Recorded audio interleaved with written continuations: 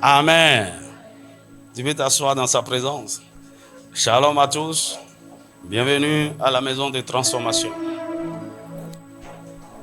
Ça fait plusieurs mois, plus de 2 mois, on est en train de parler de transformation. Mais personne n'est venu pour donner un témoignage de transformation. Qui a été transformé? Qui sait que quelque chose s'est passé dans son fort intérieur, dans son caractère, dans ses pensées? Quelque chose a changé. Alors, c'est vrai, je peux recevoir 2 ou 3 témoignages. Donnez-moi un micro. Écoute, dis à ton voisin, le vrai témoignage, c'est que je me marie en décembre. Ça, c'est pas témoignage. À cause de ton manque de transformation, c'est ta souffrance que tu veux signer en décembre comme ça. Là. Dis-moi amen. Levez les mains. Vous savez, ce genre de témoignage, ça encourage, ça fortifie, ça dit, ah, ok. Parce qu'on est en train de parler de transformation. Franchement, il y a beaucoup de gens qui ne comprennent rien de ce qu'on est en train de dire. Et ils ont l'ancienne compréhension de la transformation, du changement là. C'est ça, ils ont. Ah, ma vie a changé. Donc, on va entrer dans notre nouvelle maison. Notre vie a changé. On a acheté, mon mari m'a acheté une nouvelle voiture. Ma vie a changé. Ça n'a pas changé. Ta vie n'a pas changé. Quelqu'un commence par être fâché là maintenant. Pasteur de tes gazons, comment? Dis-moi amen. Ça, c'est le témoignage le plus beau que j'aime entendre. Ok, tu veux parler? Tu n'as pas levé les mains. Tu as juste préparé le micro. Il faut parler. Tu n'as rien à dire. Ok, prends le temps pour réfléchir. Reviens à toi. Ok. Allez, tu avais levé la main. Ok. Amen. Qu'est-ce qui s'est passé? Qu'est-ce qui a changé? Qu'est-ce que tu étais et qu'est-ce que tu es en train de devenir?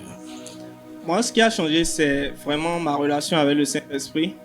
Il faut dire que souvent, on parle de lui et on l'imagine. On pense que, voilà, on a certaines conceptions par rapport à lui, alors que c'est vraiment une aide. Et quand je dis une aide, c'est vraiment, il est venu nous aider à faire les choses mieux. Et c'est en ça que moi, je peux dire que ma vie a changé. Je fais les choses mieux, surtout dans mon travail et dans la lecture de la parole, dans mes moments de prière. Je sens qu'il y a une meilleure qualité. Je sens qu'il y a une différence. Et c'est là que j'ai pu dire, ah, effectivement, il y a une transformation qui est en train de s'enclencher. Même dans mon système de pensée, ma façon de réfléchir, je vois une transformation. Et je rends grâce à Dieu et surtout à l'Esprit Saint qui est une personne réelle, qui est une personne vivante, qui est à côté de nous quand nous travaillons, quand nous réfléchissons, quand nous dormons, quand nous passons du temps dans la présence de Dieu. C'est quelque chose de palpable. Et c'est en ça vraiment que j'ai vu qu'il y a une différence. Tu peux nous donner un exemple spécifique? Oui, bien sûr. Un exemple spécifique, par exemple, ce sera, je vais dire, dans mon travail. Moi, je suis informaticien et donc j'ai l'habitude d'écrire du code informatique, j'ai l'habitude d'écrire des programmes.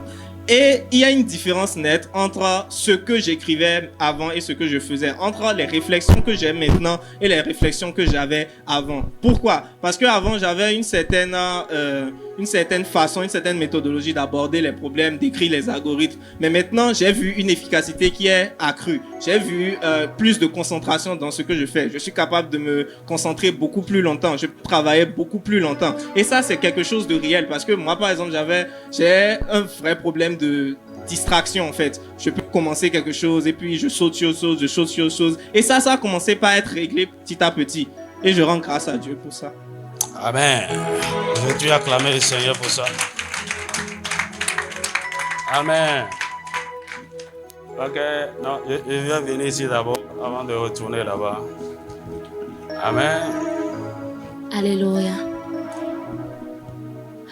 Dans ma vie, j'ai remarqué une transformation à mon niveau, dans ce sens que je dirais que la transformation s'est passée au niveau de mon cœur. je suis une personne qui, depuis mon enfance, je n'ai pas développé l'amour pour ma famille. L'amour, quand on dit l'amour fraternel, l'amour pour le prochain, je n'ai pas connu cet amour-là avec mes parents, je n'ai pas connu cet amour avec les frères. Donc, jusqu'à un passé récent, j'étais le genre de personne qui, en griffe, n'est pas vraiment accrochée à sa famille. Mais dans cette période, depuis le mois de septembre, le Saint-Esprit a commencé quelque chose dans ma vie et j'ai remarqué de façon très claire qu'il a opéré une grande délivrance dans mon cœur. Parce qu'il y a des gens dans ma famille, je les avais déjà classés. Je les avais déjà mis dans mon collimateur en fait. C'est-à-dire que, bon, on peut faire 1 an sans s'appeler secret. J'ai vécu ça avec mes grands frères, ils peuvent témoigner. Mais là maintenant, le Saint-Esprit m'a poussé vers ces personnes-là et il a mis comme une sorte d'amour dans mon cœur pour eux. Et avant, quand je les voyais, je pouvais ressentir de la tristesse, de la colère, de l'amertume. Mais maintenant, je ressens de l'amour envers eux.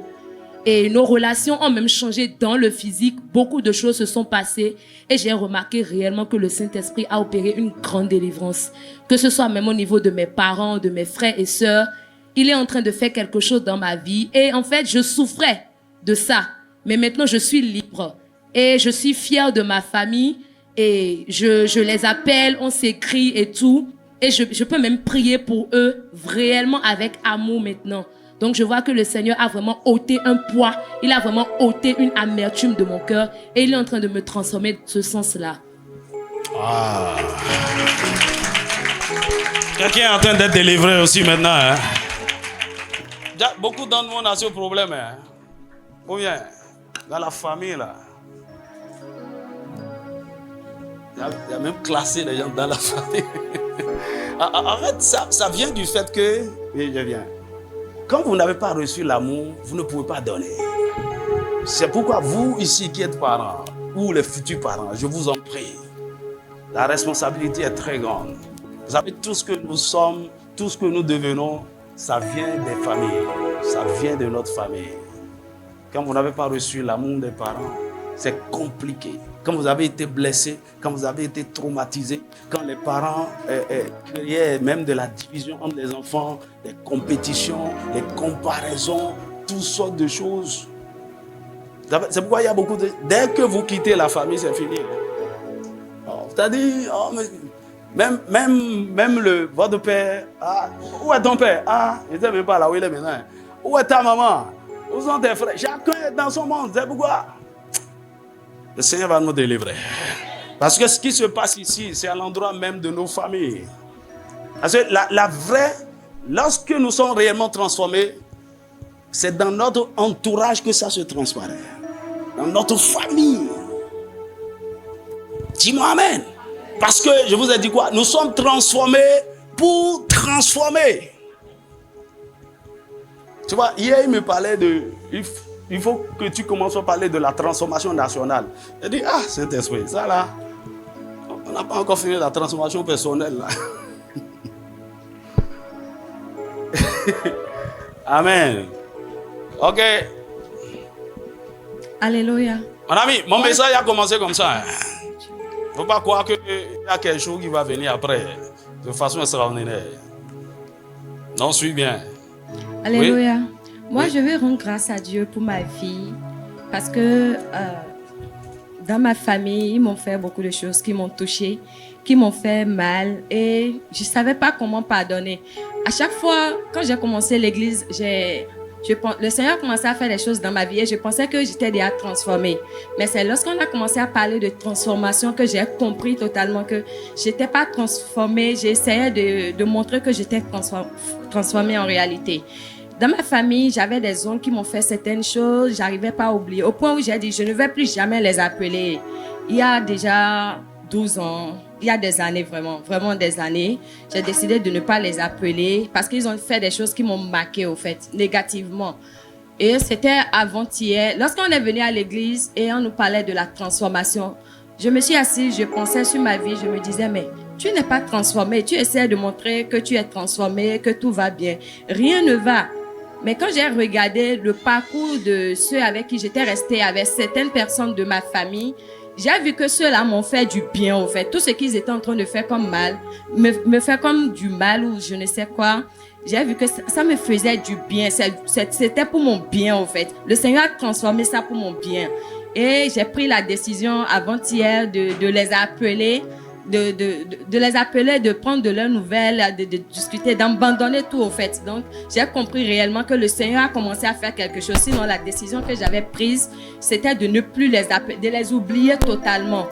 Donc, c'est la décision que j'ai prise. Et j'ai aussi un problème. J'ai pas trop confiance en moi-même. Et dans mon entrepreneuriat, quand j'entreprends quelque chose et pour une première fois, voilà, ça échoue, j'abandonne. Mais cette fois-ci, le Saint-Esprit m'a donné une idée et que j'ai commencé une activité. Par rapport à l'activité, j'étais allée à la plage une fois et j'ai vu une dame qui faisait les salades de fruits. Et elle est venue nous vendre ça. Et j'étais là, quand elle est venue, elle nous parlait que d'acheter, c'est bon et tout. Et le Saint-Esprit m'a dit, tu vois, tu peux faire ça, tu peux gagner dans ça. Et il a dit quoi? Ça là, c'est quoi? Et j'étais découragée. J'ai dit non, ce que moi je veux, c'est pas une histoire de salade de fruits. Comment je peux faire ça? Effectivement, quand je suis venue à la maison, la nuit, j'ai pas dormi. Le truc me tourmentait et le truc disait, tu te décourages vite. Tu peux faire ça, tu peux gagner. Effectivement, ça fait 3 jours après, j'ai dit, ok, je vais essayer pour voir ce que ça va donner. Et j'ai posté ça en statut, je fais les salades de fruits et tout. Et les gens ont commencé à commander, j'ai commencé à recevoir des commandes à la maison. J'étais même étonnée de ça. Et j'ai vu là j'ai décidé automatiquement, j'ai dit non.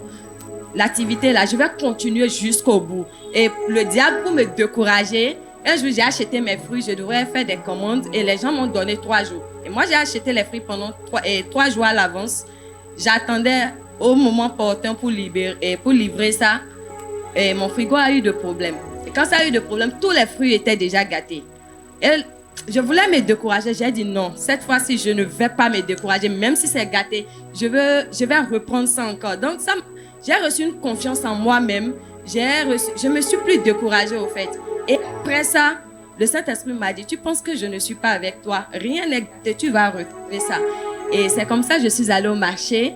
J'avais des amis parce que je vendais les friperies avant et ces amis m'ont proposé de venir au marché avec mon activité, ce que je vends et que les gens vont acheter, ils m'ont même donné de la place chez eux. Donc, j'ai vu que le Seigneur est en train de faire beaucoup de choses et beaucoup de choses sont en train de se transformer dans ma vie, au fait. Amen. Amen. Tu avais... Ok. Prends la dame d'abord. Merci. Si moi je dois me mettre à parler, on ne va pas quitter ici aujourd'hui. Ça fait le 3e dimanche que je suis venue ici. Et le dimanche passé, quand j'étais là, c'est madame qui avait parlé de transformation. Je suis une femme vraiment croyante. J'ai commencé l'église très, très petite. Pratiquement, je suis née dans les églises évangéliques avec ma mère.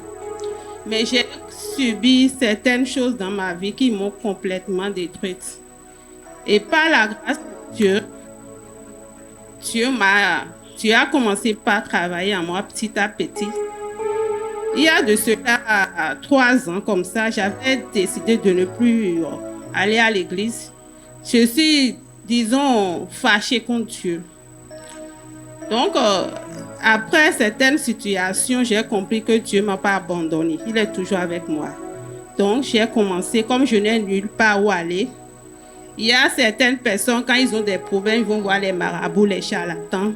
Moi, je ne connais pas ces choses. Tout ce que je connais, c'est Dieu. Donc, j'ai dit à Dieu, je vais recommencer avec toi. Et si tu me montres vraiment que tu m'aimes, je vais m'accrocher à toi. Je serai un sacrifice vivant pour toi. C'est ainsi que j'ai allé dans une église. Et quand j'y allais, j'ai compris que ce que je voulais, je ne sentais pas. J'ai changé d'église, j'ai commencé une autre aussi. Et toujours, je n'ai pas ce que je voulais. Quand je suis venue ici, il y a de cela 3 semaines, le jour-là, je déteste pleurer à l'église. Je n'ai fait que pleurer. tout ce que on me disait, ça me faisait pleurer. J'ai pleuré tellement que je me suis dit, ah, les ceux-là vont penser que celle-là, elle est une grande pécheresse. Donc, j'avais tellement honte. Je suis rentrée à la maison toute la semaine. À moins petit tout ce qui m'énervait, ça me faisait pleurer. Je me posais des questions, je me demandais, c'est la transformation là qui se fait de cette manière. Si je dois toujours pleurer, les gens vont penser que je suis une grande pécheresse. Donc, là, actuellement, j'ai vu mes enfants maintenant, ça fait déjà 3 ans.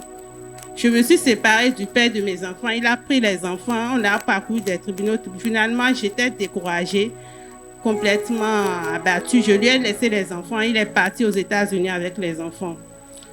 Il devait m'appeler. Finalement, il m'a bloqué. Il a bloqué le numéro des enfants. Je ne peux plus avoir accès à mes enfants.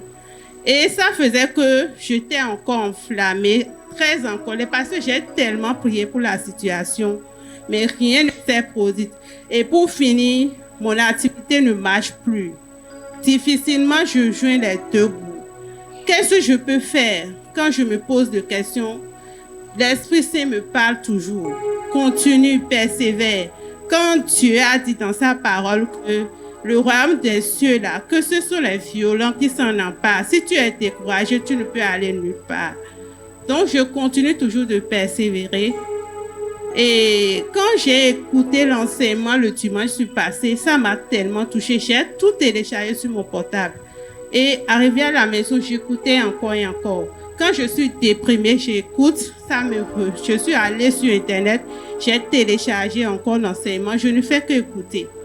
Et ça fait déjà plus de 3 mois que les enfants m'ont appelé. Quand on a quitté ici le dimanche passé, mon portable a sonné et j'ai regardé, j'ai vu un numéro des États-Unis. J'ai constaté que ce sont mes enfants qui m'appelaient.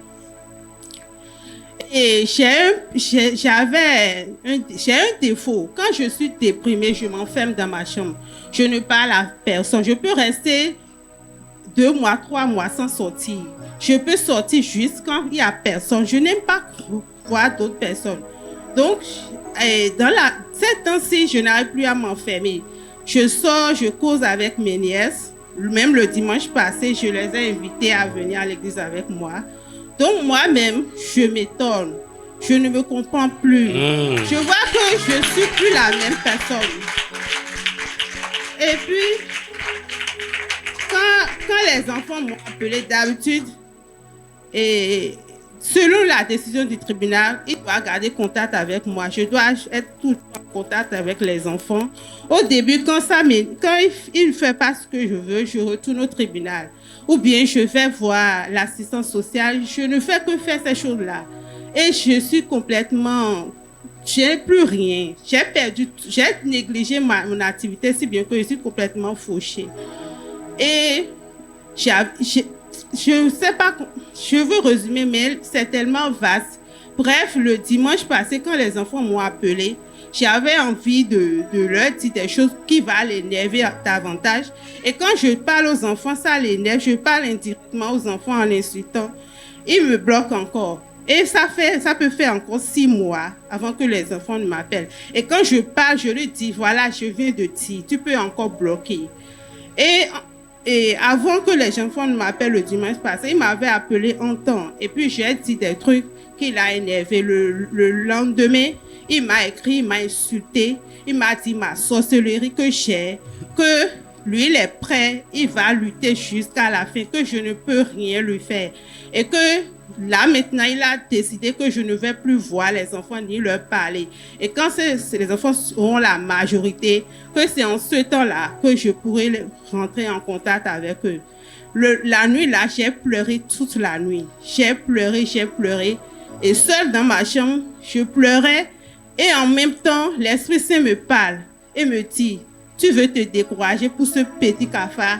Il faut le faire comme ça et le lancer loin de toi. Et tu t'accroches à la parole de Dieu. Donc, j'ai commencé, subitement, les larmes ont séché et j'ai mis des enseignements que je télécharge souvent, j'ai écouté. Donc, le dimanche passé, quand les enfants m'ont appelé, j'avais envie de lui rendre le coup de ce qu'il m'a fait la dernière fois.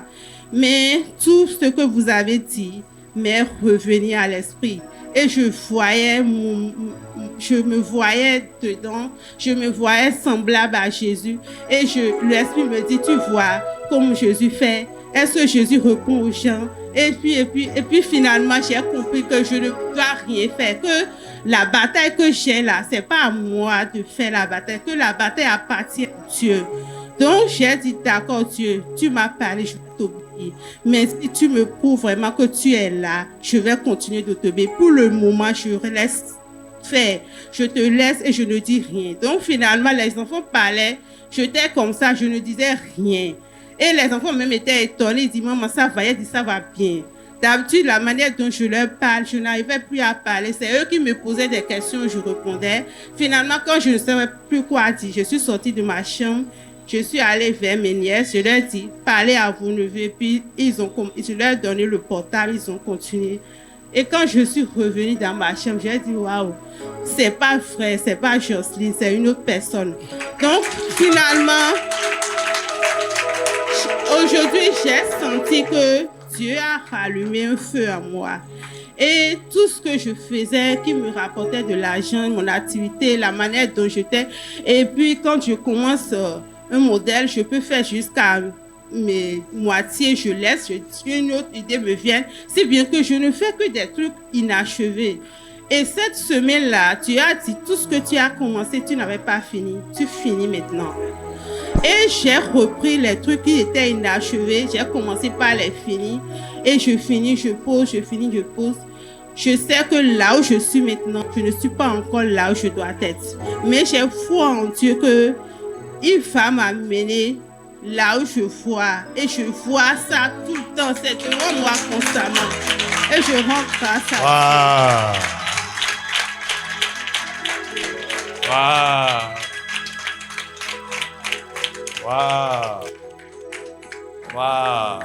Waouh.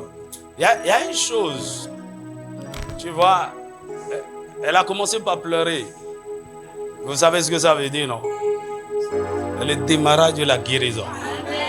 Dis-moi Amen.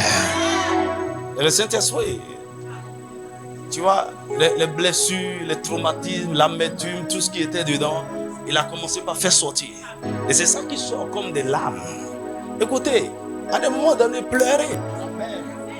Dis à ton voisin, il faut pleurer. Il y a un garçon qui dit ici, moi je pleure. Tu as besoin de délivrance. Moi, le vendredi, j'étais ici avec les intercesseurs. Il y a beaucoup pleuré. À un moment donné, je ne sais pas, on chantait un chant là. Ça. Je ne sais pas ce qui se passait. J'ai laissé les larmes couler. Ça fait du bien. Dis-moi un vrai amen. C'est comme ça que les douleurs, vous avez vécu des choses, vous avez enfoui, c'est dedans, vous êtes devenu amer. Ça doit couler. Dis-moi amen. Et tu vois, votre condition, votre état d'âme, la colère, l'amertume, les pensées bizarres, c'est ça qui bloque beaucoup de choses autour de vous. Hein. Les activités, les sources de revenus, tout est... Et tu seras là en train de te plaindre, mais tu es ton propre problème. Est-ce que tu me suis? Mais regarde ce qui a commencé. En quelques jours, en quelques semaines, le Seigneur va restaurer cette famille. Oh, dis-moi un vrai amen. Dis-moi un vrai amen. Il faut me voir à la fin du culte. Il y a un travail spécial. Je vais faire avec vous ou bien mon épouse va faire avec vous. Dis-moi amen. Pour la guérison et la restauration totale. Il n'y a rien que Satan vous ait volé que Dieu ne peut restaurer. Dis-moi un vrai amen. Mon ami, tu peux devenir... Quelqu'un peut vivre dans ces conditions. L'amertume, la colère, le non-pardon. Pendant des années. Et puis, le pire, c'est quoi? Jusqu'à ce que vos yeux ne s'ouvrent et que vous ne voyez que vous avez un problème. Ça ne peut pas commencer. Tu vois, comme elle disait, je pensais que j'étais transformé. Beaucoup de gens sont dans cette illusion. Hein. Ça va. C'est les masques religieux qu'on met là. On est dedans, ouais, ça va, ça va. Mais rien. Il y en a même qui ne sont même pas sauvés d'abord. Et ils croient que ça y est, je vais à l'église, je sais, je suis dans la chorale, je suis ceci, je fais ceci. Non.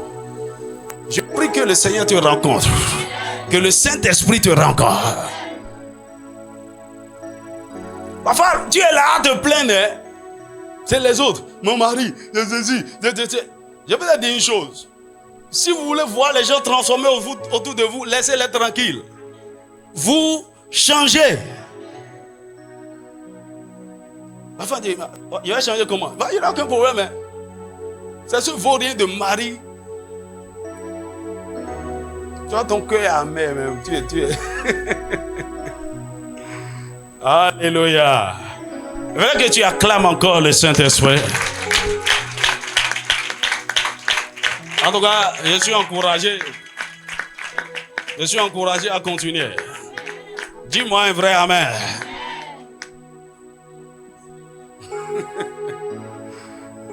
Non, je voulais arrêter. Hein. J'ai voulu parler d'autre chose. Le Seigneur m'a dit, tu n'as pas fini.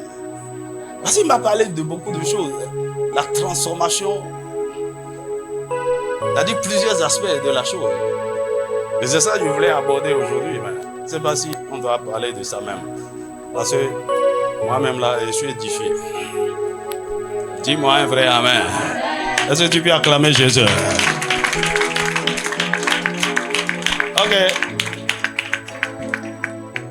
Ok, qui sont ceux qui restent d'abord? Levez la main. 3 personnes. 3, 4. Ok, plus de mains. Et nous avons Jérôme. Après les 4 là, il n'y a plus de.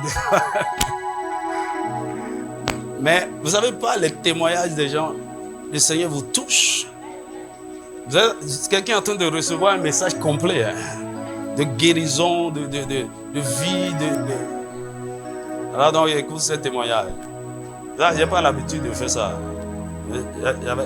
J'ai senti le Saint-Esprit me pousser. Il m'a dit, tout à l'heure dans mon bureau, tu parles de trans. Tu n'as même pas reçu de feedback depuis. Tu parles. Je bénis le Seigneur. Ok, vas-y. Amen. Je serai un peu très bref. Ah oui, bref, là. J'ai constaté la main de Dieu dans ma vie. Et tout d'abord, il a commencé par mettre de l'ordre dans ma vie. Et je suis quelqu'un d'un peu bouillant. Et je sors beaucoup. Et j'aime sortir, aller chercher les opportunités. Mais ces derniers temps, en fait, j'ai commencé par me concentrer sur moi-même, en fait. Me concentrer sur sa parole. Me concentrer sur le Saint-Esprit. Et je sors très loin. S'il n'y a pas urgence, je ne sors pas. Un jour, je me suis demandé, est-ce que c'est moi-même qui suis à la maison? Qu'est-ce que je fais ici?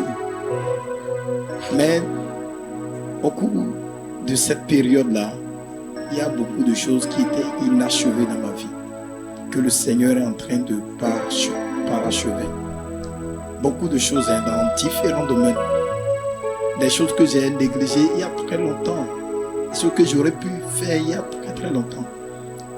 Mais que je remets à demain. En quelques semaines seulement, j'ai fait beaucoup de choses. Et je veux vraiment lui dire merci. J'ai vu sa main de transformation dans beaucoup de domaines de ma vie. Je suis même allé voir le pasteur, je lui en ai parlé de quelques-uns.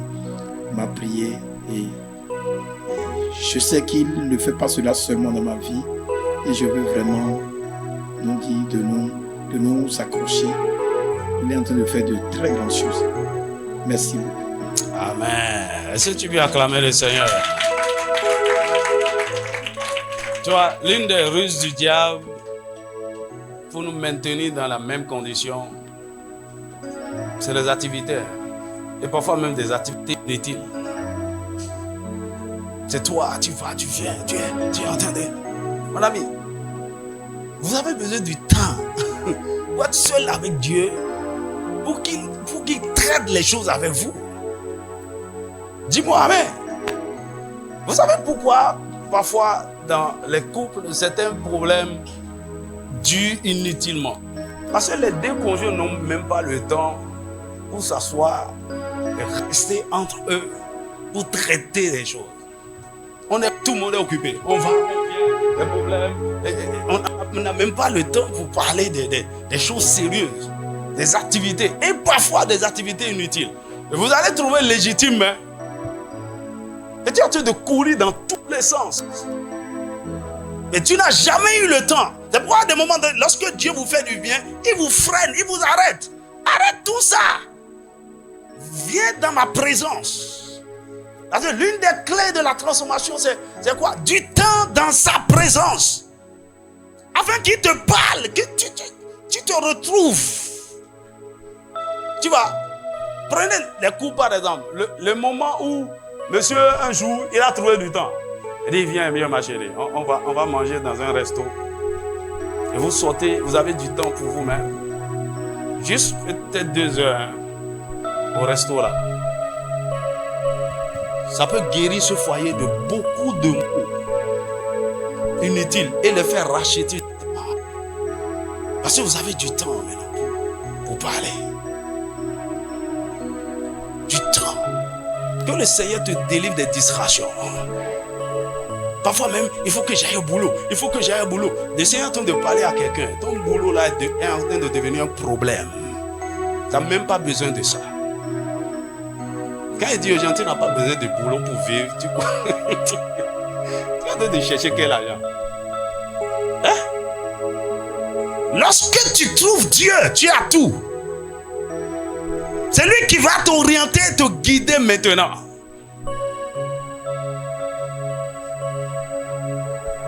Hein? Quand on salue les gens chez nous, on aime dire, hey, et les activités? Ouais. Quand tu dis, ouais, no yiboyua, c'est bon. Ah, yiboyua, tu fais. Ça fait quoi?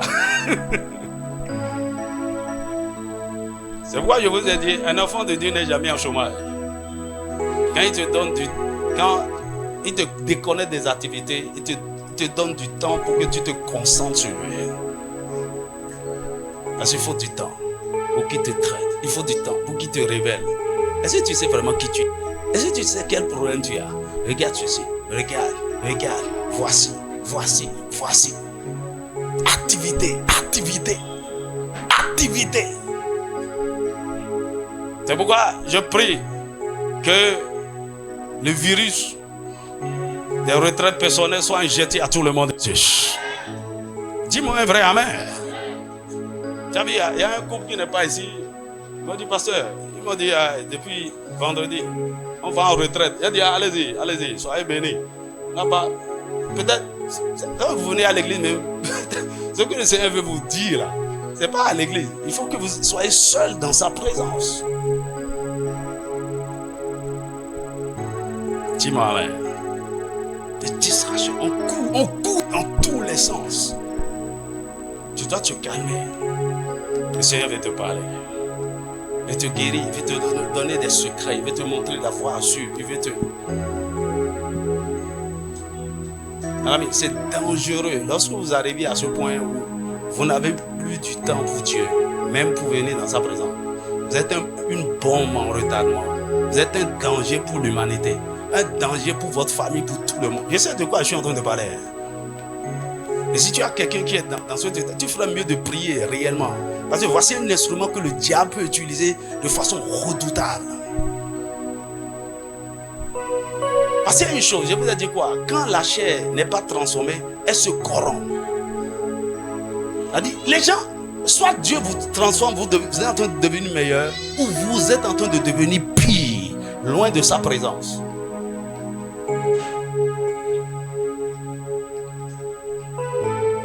Dis-moi amen. Dis-moi amen. Que celui qui a besoin d'être déconnecté des activités inutiles soit déconnecté maintenant au nom de Jésus. Ce n'est pas que Dans moi, de nature, je suis introverti, j'aime rester dans mon coin. Tout le monde, que ce soit les extravertis, les sanguins, les colériques, ils ont besoin du temps pour être seuls avec Dieu. Seul pour le contempler. Tu vois, la soeur dit, elle est rentrée dans sa chambre et elle a commencé par voir, ok, ce que Jésus... Il faut du temps pour contempler ce que Jésus aurait pu faire, ce que Jésus ne peut pas faire. Il faut du temps. Parfois, on veut parler, on veut, non.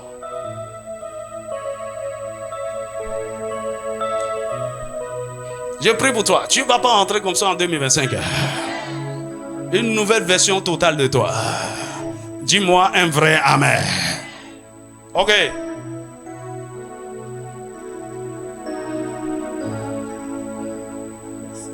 Alléluia.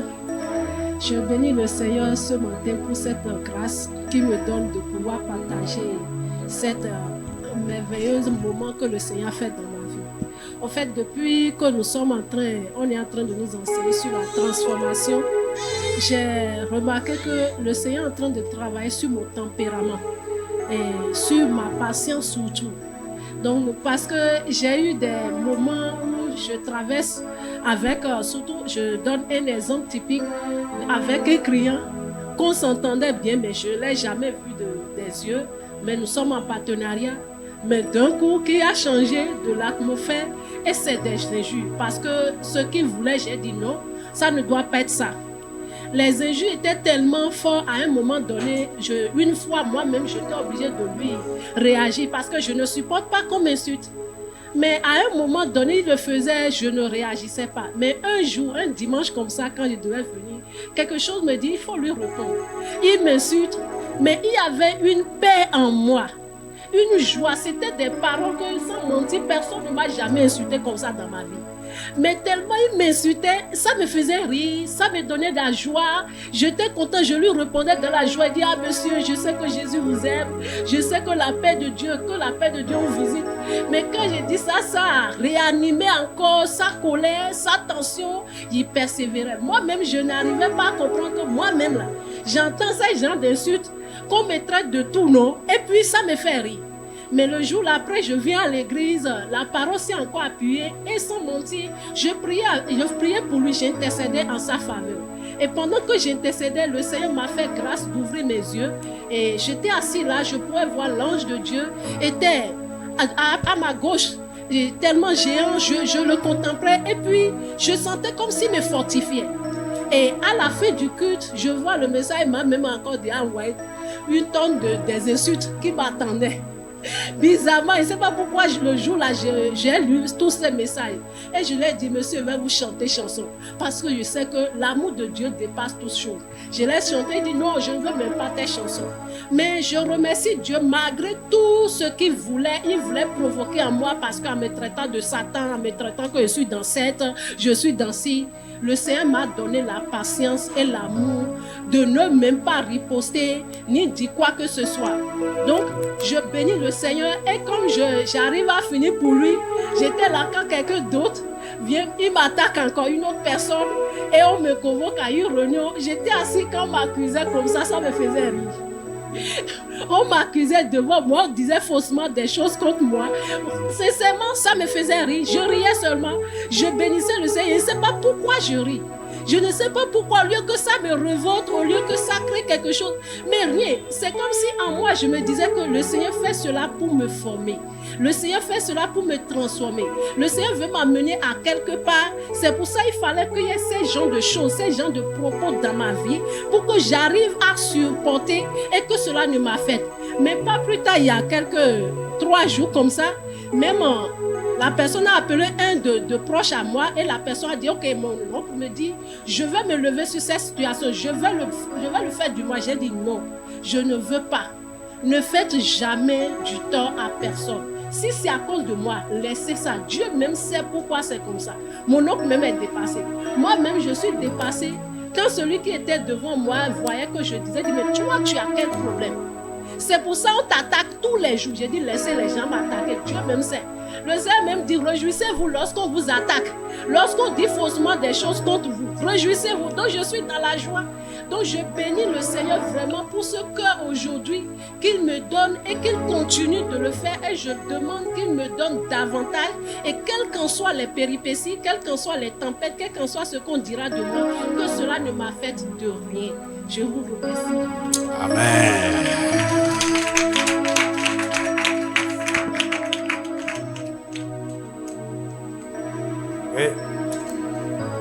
Et il y a quelque chose que je vais vous dire. Ah mais je ne pensais pas ainsi. Quand il y a un conflit entre quelqu'un, il y a une crise, un proche ou une personne notaire, on croit que c'est un problème.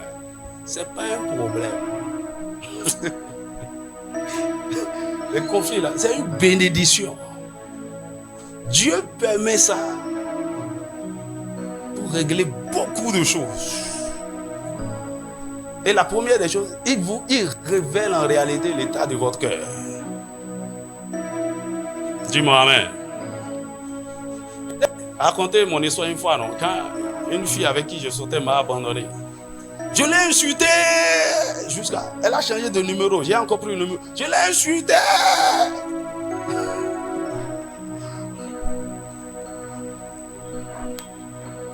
J'étais sur le campus. Et un jour, je priais sur la télé. Regarde-toi. Tu as vu ton cœur, non? Orgueilleux. Le Seigneur permet des choses pour révéler en fait quel est votre problème. Ok? Et parfois, il suscite certains conflits pour voir, pour tester le niveau de maturité où vous êtes. Pour voir les ajustements, ce qu'il faut. Tu vois, c'est comme vous êtes en train de travailler sur un projet, ou bien sur un produit. Arrivé à un moment donné, vous testez ça. Est-ce que ça marche? Est-ce que la chose, ça répond?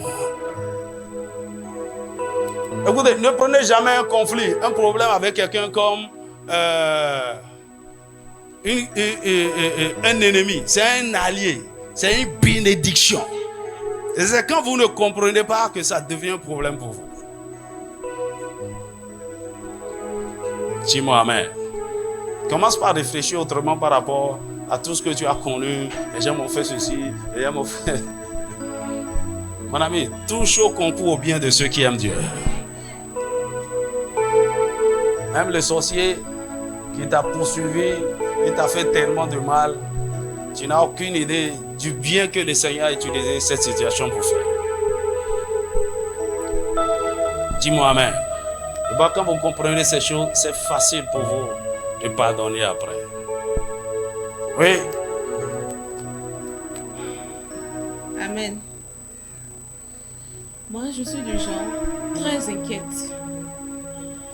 Je peux être ici aujourd'hui et penser au lendemain ou bien penser au mois prochain. Comment ça va se passer? Tout le temps, je suis toujours dans l'inquiétude. Il n'y a pas un moment où je peux me retrouver seule en joie ou voir les merveilles de Dieu dans ma vie. Mais depuis un certain moment, depuis les paroles de transformation que j'écoute, j'ai vraiment remarqué un changement. Aujourd'hui, au lieu que les problèmes de la vie me neutralisent, non, ça ne me neutralise pas. C'est comme si ça me renforce. Je peux pleurer, mais c'est comme des pleurs de joie, en fait. Je dis, Seigneur, cette situation, c'est venu pourquoi? Je te rends grâce. C'est venu pour que tu m'apprennes quelque chose. Alors montre-moi le chemin. Éclaire-moi. Si ce n'est pas ta volonté, alors manifeste-toi. Sincèrement, je sens vraiment que j'ai changé. Et je rends grâce à Dieu. Amen. Acclame le Seigneur. Tu voulais parler?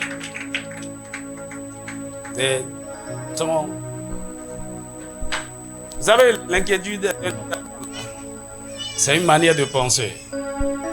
Moi, amen. C'est-à-dire, Nemo Joamo. Mais tu vis déjà les douleurs de la chose. Tu penses à comment il va dire, le mois prochain, comment il va faire, mon ami. Moi, alors de... Est-ce que je vais en sortir? Il y en a même ici. ton inquiétude, est-ce que je peux trouver un bon mari? Et tu regardes, tu pleures même, ça te fait pleurer.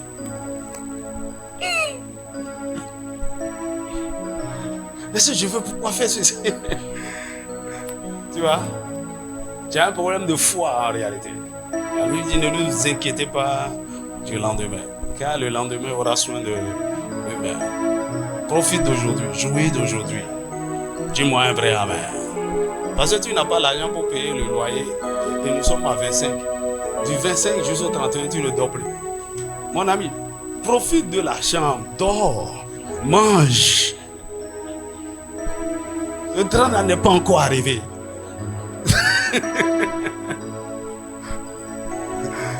C'est ce que la Bible dit, non?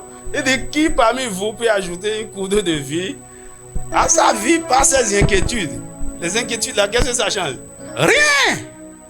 Et parfois même, quand Dieu veut montrer combien de fois tu n'es pas normal, en fait, il règle le problème d'une certaine manière. Tu dis, tcho, mon yadron est fatal.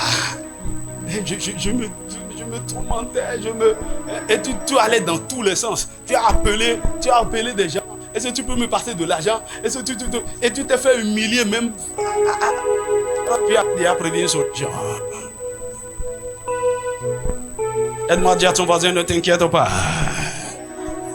Tu vois, quand la fin d'année s'approche maintenant, des inquiétudes.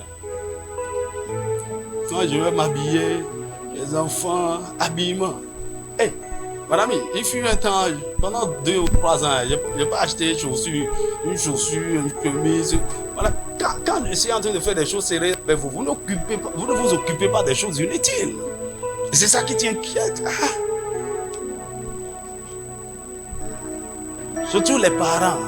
Hey, mon ami, ce ne sont pas vos enfants. Laissez-les à Dieu. C'est lui le Père, c'est lui qui les a amenés, il s'occupe d'eux. Quand ça vous dépasse là, confiez-lui ça. Il dit, déchargez-vous sur moi de tous vos soucis, de tous vos fardeaux, car je vous ai pris en charge. Tu vois, c'est une mentalité, c'est une façon de penser. C'est pourquoi quand tu dis à certaines personnes, arrête de t'inquiéter, il va dire, comment je peux ne pas m'inquiéter? Comment? Toi, mais il faut regarder. Bon.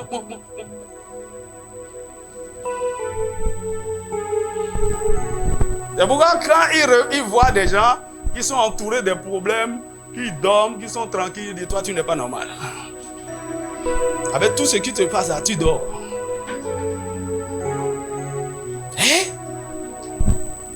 Surtout quand tu trouves des flegmatiques. Les flegmatiques, ils s'en foutent des problèmes. Et quand ils ont des problèmes, ils dorment très bien même. Et madame se réveille le matin, la nuit, 3 heures du matin. Et à mon dos. Bon, il faut dormir aussi.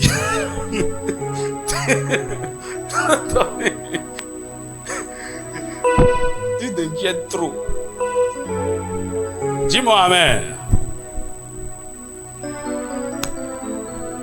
Le Seigneur est en train de guérir quelqu'un. Le Seigneur est en train de délivrer quelqu'un de l'inquiétude. Aide-moi à dire à quelqu'un à côté de toi, ne t'inquiète pas de la fin de l'année. Tu vois, c'est la meilleure fin d'année que tu n'as jamais connue. Est-ce que tu le crois? Est-ce que tu le crois? Dieu va faire de toi une source de bénédiction cette année. Du genre, tu vas t'asseoir et dire, qui je vais envoyer encore de colis, à qui je vais envoyer de corbeilles, à qui je vais envoyer de momo, à qui je vais envoyer de... Et tu vas dire, c'est moi ça? Oui. Une nouvelle version. Ne vous inquiétez de rien. Oui. Amen. Le pasteur a déjà dit une partie de ce que je voudrais dire. En fait, le Seigneur, depuis qu'on a commencé par... La plus grande chose qu'il a faite dans ma vie, c'est la prise de conscience de la transformation et de tout ce qu'il nous a donné pour la transformation.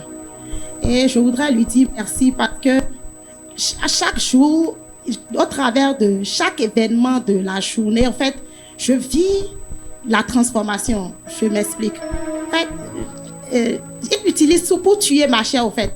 C'est que j'ai pris conscience que, et le Saint-Esprit me dit qu'il faut que la chair meure.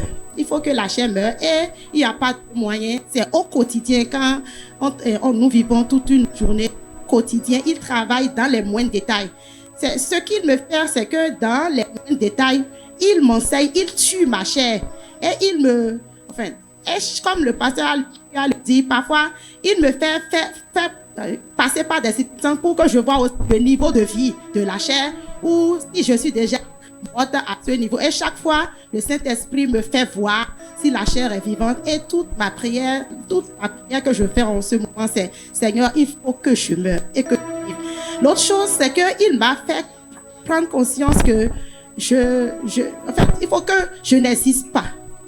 Parce que j'existais trop. Et il faudrait que je disparaisse totalement. Et il m'a aussi fait comprendre que je ne suis capable de rien du tout. Et c'est vrai, chaque jour je dis Seigneur, je ne connais rien. Et il me fait comprendre parce que chaque résolution que je prends moi-même, il me fait voir qu'en réalité je suis totalement dans l'erreur et que il me donne les meilleures solutions. Et chaque jour, j'ai commencé par vraiment m'attendre à lui maintenant. Et comme le pasteur l'a dit, en fait, par rapport à l'inquiétude, je suis en train de me reposer de mes propres œuvres actuellement et je suis en train de chercher à entrer dans ces œuvres. J'ai démarré la vie du repos dont on parle là. C'est vrai que j'avais les versets, je proclamais, je désirais. Mais maintenant, j'ai commencé vraiment pas à vivre la vie du lâcher-prise. J'aime pas encore faire ça pour tous les domaines, mais j'ai commencé par expérimenter vraiment la vie du lâcher-prise au quotidien et je sais que c'est l'œuvre du Saint-Esprit. L'autre chose, c'est que avant, quand je pensais au perdu et tout, c'est qu'il y a un fardeau dont j'avais besoin qui n'était pas réellement ça. Je veux prier, j'avais à cœur ma famille, là où je travaille et tout, mais aujourd'hui, c'est autre. Je vois les choses autrement. Je vois les choses autrement dans la mesure où le Seigneur m'amène maintenant je suis animée d'une sainte colère du fait que moi, je suis dans cette famille, je sois dans ces institutions-là et que les choses n'aillent pas bien. Donc, désormais, je suis en train de collaborer avec le Saint-Esprit. Je suis un peu plus consciente du fait que Dieu compte sur moi pour changer beaucoup de choses. Et je crois en moi-même que je suis capable, si je laisse le Saint-Esprit, de changer beaucoup de choses à travers moi, dans ma famille, dans l'institution où je travaille et dans cette nation en Afrique et dans le monde. Enfin, je suis de plus en plus consciente de ce que le Saint-Esprit peut faire à travers moi. Et je lui retourne toute la gloire. C'est un peu ça en partie. Amen. Oui, vous savez, il y a des gens, il y a beaucoup de gens ici qui sont de nature. Comme elle dit, j'apprends maintenant à lâcher prise. Il y a des gens, il faut qu'ils soient au contrôle de tout. Ils contrôlent tout. Ouais, c'est comme si tu ne fais rien là. Mais même il y a des moments où tu n'as pas besoin de parler. Il faut que tu parles, il faut que tu gères, il faut que tu veilles, il faut que tu contrôles, il faut que tu supervises. Si tu ne supervises pas, ça ne va pas bien. Tu ne peux pas faire. Mon ami, la vie avec Dieu, c'est le repos. Nous combattons dans le repos. Dis-moi Amen. Elle a dit quelque chose. À un moment donné, je me décourageais par rapport à certaines personnes. Je dis, mais attends, pourquoi tu ne peux pas faire quelque chose? Et cette personne m'a dit, ok, ce que tu vois là, il ne voit pas. Ce que tu as compris là, il n'a pas compris. Même parfois, tu peux pousser les gens à l'action pour faire certaines choses. Ils vont le faire par plaisir. Mais ça ne marchera pas. Ça ne peut pas soutenir dans le temps. Parce qu'en fait, cela ne vient pas d'une révolution intérieure. Cela ne vient pas d'une révélation personnelle.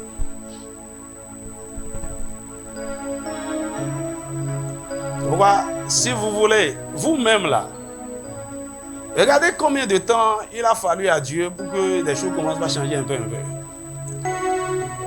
Dis-moi Amen. Saint-Esprit de Hokakakaka Bakbokwe. Mais il n'est pas fatigué. Il vient encore. Il vient encore. Ma fille. Hey, hey. Cela nous apprend quoi? À être patient avec les autres. Si nous voulons les voir. Ça c'est, si vous n'aimez pas, vous n'aimez pas encore Dieu. Vous ne vous aimez pas. Vous n'aimez pas réellement les gens. Vous ne pouvez pas patienter pour voir les transformations. La Bible dit quoi? L'amour patient. Il attend. Il endure jusqu'à. Dis-moi amen. Dis-moi amen. Maintenant, quand Dieu met sur votre cœur le fardeau de voir quelqu'un transformé, vous ne devez jamais vous lâcher, abandonner jusqu'à ce que vous commencez par voir les fruits. Dis-moi amen. Tu vois, Satan a une manière de gagner du temps sur nous. C'est une femme qui a cette histoire. Cette femme, c'est son mari, c'est un soi-disant chrétien. Ils vont à l'église. Mais le gars, c'est un coureur de jupons fins.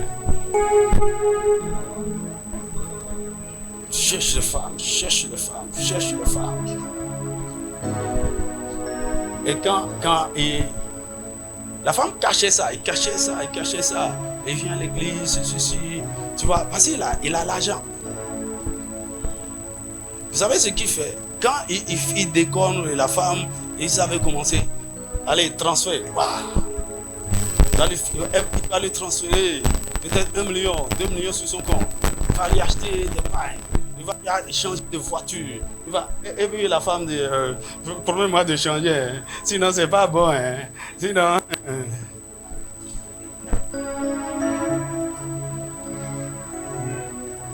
Écoutez, le diable, vous n'avez aucune idée. Ce qui se passe en ce temps-là, c'est terrible. Une fois même, la femme est allée se plaindre à le pasteur. Le pasteur l'a appelé. Tu vois, non? Et le pasteur criait. Il dit, pasteur, attendez. Sinon, j'ai vu que vous êtes en train de... Il y a le projet d'extension là. Vous savez ce qu'on va faire? Attends, je vais vous transférer 5 millions là pour... Et le pasteur dit, ok, c'est pas bien, il faut changer. C'est pas moi. Les 5 millions là, dans la vie, bon, Yassou, tu vas même regretter de donner les 5 millions. Dis-moi amen.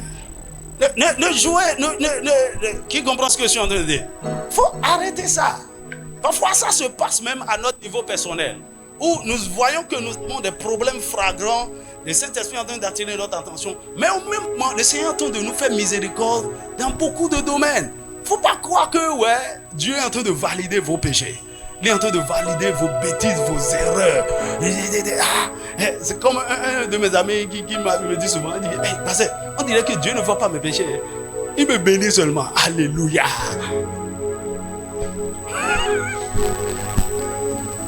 Écoutez, là, le jour où Dieu va se fâcher et décider de vous châtier, vous serez surpris. Vous allez dire, c'est maintenant que j'ai compris que Dieu n'est pas amour. C'est pas vrai, Dieu n'est pas amour. Il n'est pas du tout bon. Il est. Alors faites attention. Faites attention. Le Seigneur fait notre meilleur constamment, tout le temps. Quelque chose de nouveau. Et ne prenez pas sa bonté, sa miséricorde dans votre vie pour excuse, pour ne pas vous occuper de certaines choses. Sinon, à un moment donné, votre vie sera bloquée. Vous savez ce que Dieu fait? Lorsqu'il vous manifeste sa bonté, sa fidélité, et vous prenez ça pour acquis, et vous ne voulez pas transformer, il vous laisse là. Là où vous êtes, il vous laisse là. Et vous allez croire que tout va bien. Mais ce que Dieu est en train de faire, les gens qui étaient derrière vous, il commence par les faire avancer de façon grave. Et un jour, vos yeux vont s'ouvrir. Vous allez voir combien de fois vous étiez loin de la réalité. Que le Saint-Esprit te donne la sagesse. Oui. Dernière intervention. Je voudrais dire merci à Dieu pour les 14 jours de consécration. Je veux continuer sur ce que vous disiez tout à l'heure pour parler de la présomption.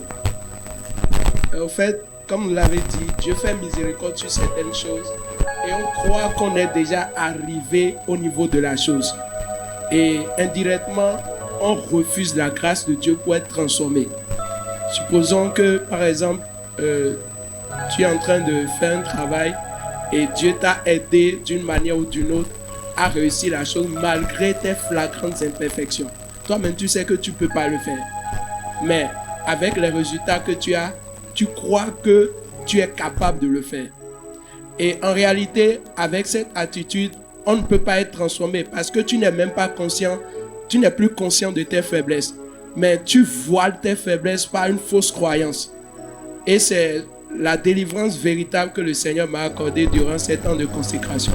Un jour, je me suis levé un matin, il dit, la voix était tellement forte. Tu crois ça. Tu crois que tu peux faire ça. Tu crois que tu es capable de ça. Tu crois que tu es ça. Tu crois que tu es ça. Et en réalité, ça m'a fait comprendre quelque chose. Dans cette attitude, je ne peux plus m'humilier pour chercher le secours de Dieu. Et sans chercher le secours de Dieu, je ne peux pas être transformé.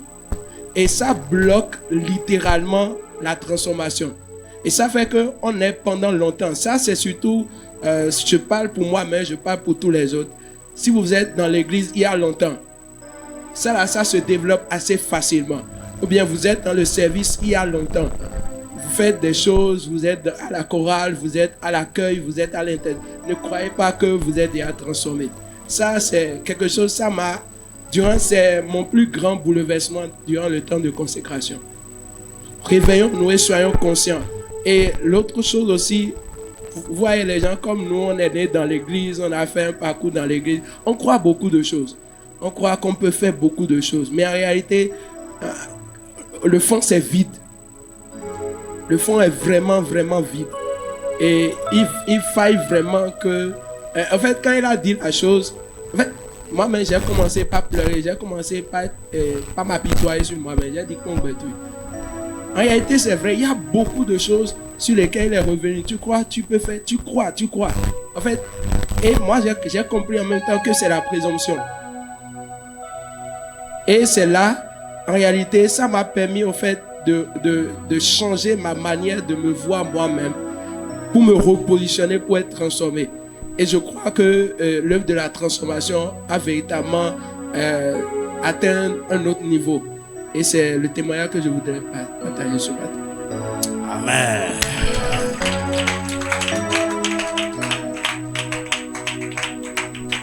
La présomption. Il n'y a pas. C'est bon. C'est un ennemi, hein. Vous croyez que vous êtes ce que vous n'êtes pas. C'est terrible. Je sais que tout le monde a certainement des témoignages. On ne peut pas tout recevoir. Nous bénissons le Seigneur pour tout ce qu'il a fait. Dis-moi Amen. Ce matin, j'étais venu normalement te parler du renouvellement des pensées. La transformation par le renouvellement des pensées. On en a parlé de plusieurs manières, mais je veux m'accentuer sur ça. Parce que rien ne change réellement. Parce que tes pensées ne changent. Tout le problème, nos problèmes, c'est nos pensées. Qui a reçu quelque chose ce matin? Qui a été béni? Ok. C'est la façon que le Saint-Esprit a décidé. C'est le moyen qu'il a voulu ce matin pour te communiquer sa parole.